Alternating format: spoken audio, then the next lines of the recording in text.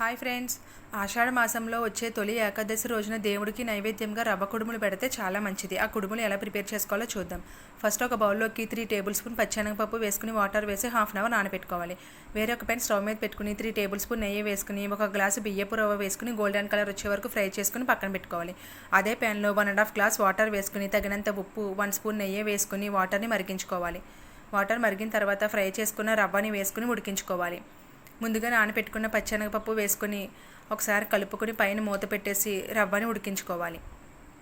రవ్వ ఈ విధంగా ఫ్రై అయిన తర్వాత స్టవ్ ఆఫ్ చేసుకుని చల్లారనివ్వాలి. చేతికి కొంచెం నెయ్యి రాసుకొని వీడియోలో చూపిస్తున్న విధంగా చిన్న చిన్న ఉండలుగా చేసుకుని పక్కన పెట్టుకోవాలి.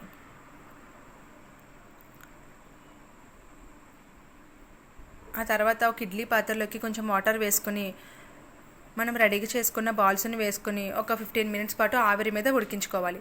ఎంతో టేస్టీగా ఉండే రవ్వ కుడుములు